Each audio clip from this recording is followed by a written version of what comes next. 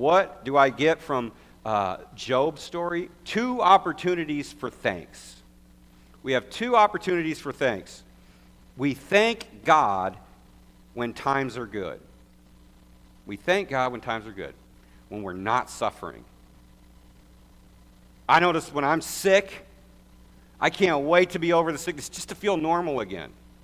And then when you do, you're like grateful. Oh my goodness, I forgot how good it was to just not be sick. But we forget to thank God when things are good. It's just, I don't know why. We just do.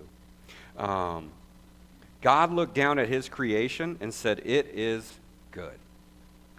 The beauty he created, the sunrise, the sunset, the ocean, the lakes, the streams, the waves. He looked down the wildlife, people. He looked down and said, it is good. And he has given us life in this good creation. He has given us breath to enjoy this good creation. And so we should thank him every time we get a chance, especially when we're not suffering. Because there's enough suffering.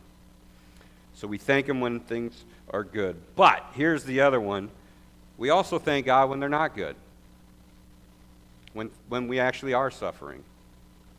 The book of James says, the letter from James says, our trials actually have great benefits for us. Consider it a great joy, my brothers and sisters, whenever you experience various trials, because you know that the testing of your faith produces endurance. And let endurance have its full effect so that you may be mature and complete, lacking nothing. Suffering has a way of growing us. Again, if we turn to God and don't turn away from God in our sufferings, it has a work that produces good fruit in us. Not that it's pleasant, not that it's not hard.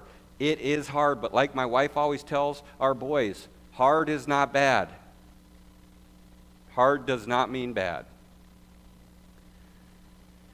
So, we can thank God in our suffering and when things are not going good, and it is right to do so.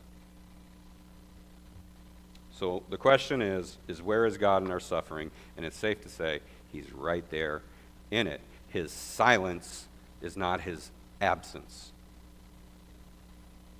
I've heard that quote and I've never forgot it.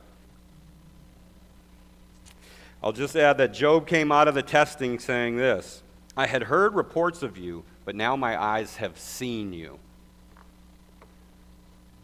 Because of Job's suffering, he saw God. And I know that to be true. Because of Job's suffering, he saw God in a way he had never seen him before. And here's the thing, because of Jesus' suffering, we'll get to see God in a way that we've never seen him before. There's coming a day when it says God is going to wipe away every tear from our eye, that he is going to comfort us, that death will be no more, that suffering, that evil will be judged. And that's the thing. Let's leave room for God's justice. When we think of affliction, when we think of evil people doing things to others and that kind of suffering, let's leave room for God's justice, because from the beginning of the Bible, it tells us that Abel's blood cries out to me from the ground. In Revelation, it says the saints, those who were slaughtered for their faith, that their blood is crying out to God for justice, that they are waiting on God's justice. God is going to right every wrong. Affliction, those who have been afflicted will be comforted in Christ.